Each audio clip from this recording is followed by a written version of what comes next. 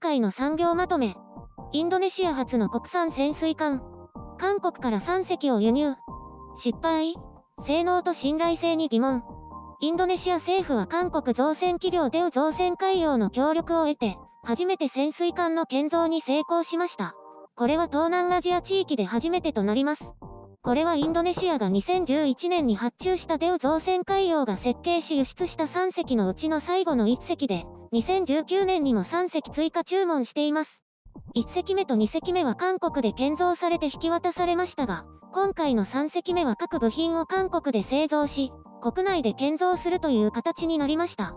これら3隻はいわゆるドイツの209ベースではありますが、それをもとに韓国が長年作り続けてきて改良を加え、もはや韓国オリジナルの設計とのことです。今回の就航を受けてインドネシアでは、潜水艦技術において地域のリーダー的存在となったと、誇らしげに報じられたようです。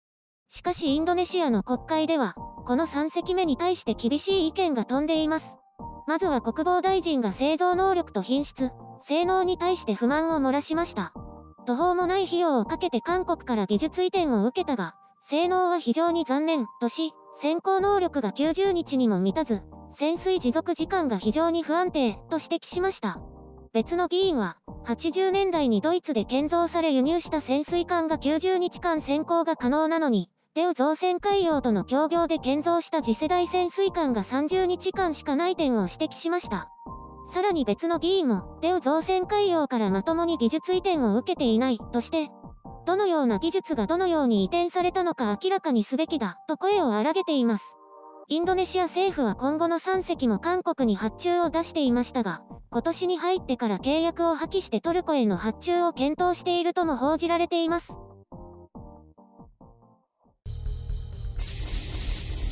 編集所管。今回の概要。どうして韓国海洋軍備増強の野望。どうして性能不足になった？インドネシアは韓国から輸入するまでに2隻のドイツ製潜水艦を保有していて、これは1981年に戦力化されたという非常に古いものです。ではなぜインドネシアが韓国に発注をしたかというところなのですが、当初は他に中国とロシアが候補だったようです。保守や建造も見据えると、既存の209級と同じ設計で提案してきた韓国になったということのようです。それと90年代後半から始まった209級の改修の際に、デウ造船海洋に協力を依頼して近代化をしたことも影響していたようですね。ここで日本は何をしているのかという話が出てくるかもしれませんが、潜水艦配備計画が始まったのが2010年頃。その頃の日本は防衛装備移転の議論がまだ行われていなかったですから競争に参加することすらできなかったのでしょうね。ただ、インドネシアの領海の広さを考えると、小型の潜水艦でカバーするには相当な数が必要になると思います。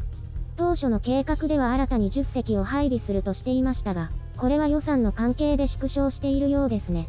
まあ、外にはそれほど出ないということなんでしょうけど、予算減少でどうなることやら。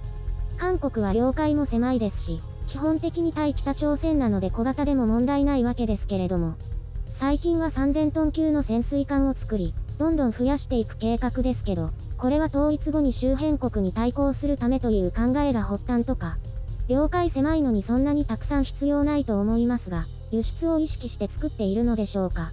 それはさておきまして、インドネシアへの輸出が韓国としては初めてということで、潜水艦輸出国としては5番目だそうです。今回の潜水艦がインドネシアの議会で批判噴出しているようですけど、前の2隻は問題ないのでしょうか。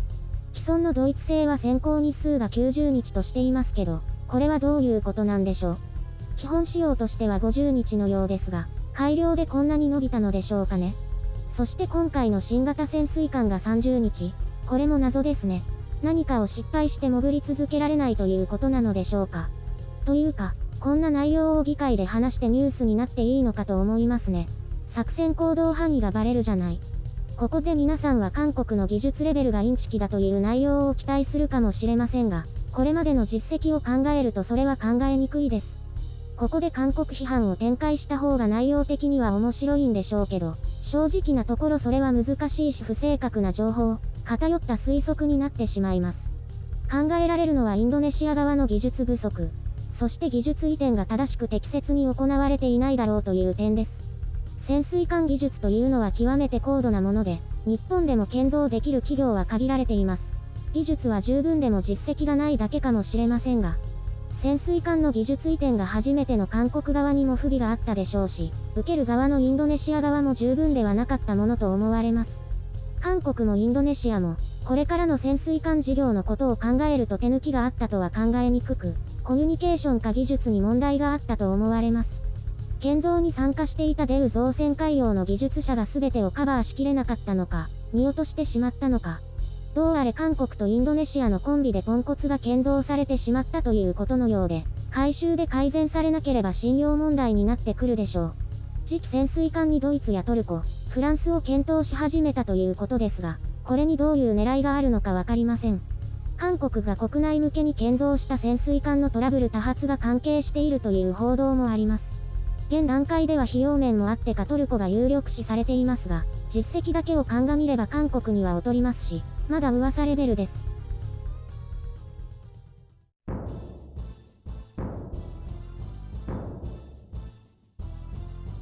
潜水艦ってサブマリンですよね。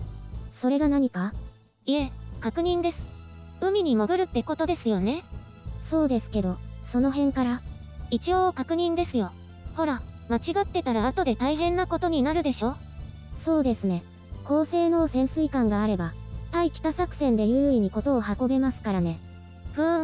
でも輸出もできるんですね。韓国の兵器輸出を見ていると、商売上手なのかなって思いますね。結構売れてるってことですか？ものすごくってわけではないですけどそこそこ売れていて、先日もオーストラリアに自走砲を売るなどと報じられていましたね。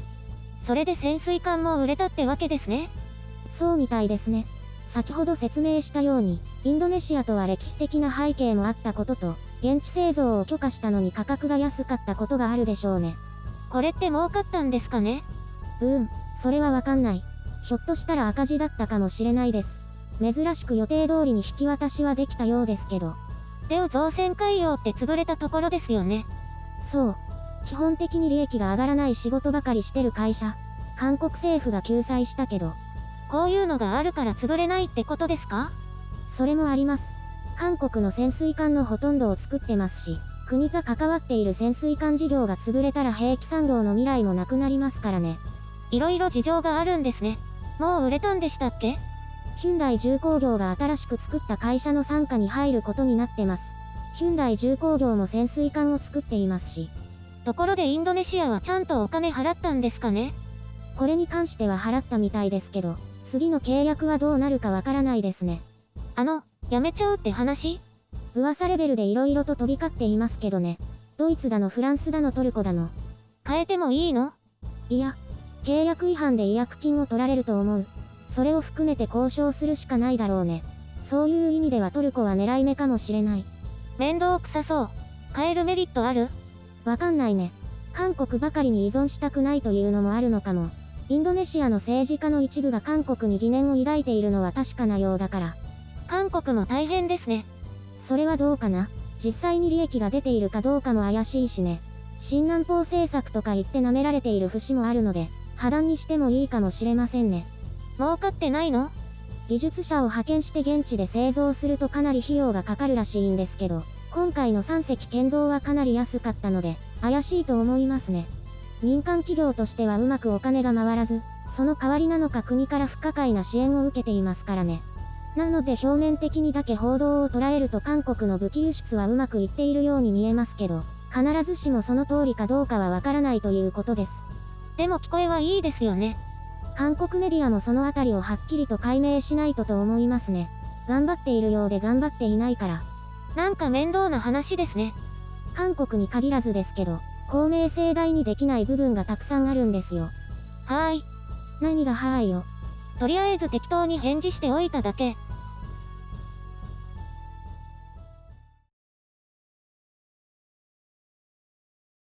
そういえば、このチャンネルは Twitter や Facebook、ブログもあるって知ってる？知らない。大変だね。白雪さんも知らないんだ。やっぱり？知らないよ。誰も教えてくれないじゃない。Twitter と Facebook は YouTube を登録すると自動的に投稿されるだけだし、ブログはこの内容が文字になっているだけだけどね。意味あるの？ Twitter と Facebook は投稿の通知を受けることができますよ。ほら、YouTube の通知っていい加減でしょ？通知って来てるの？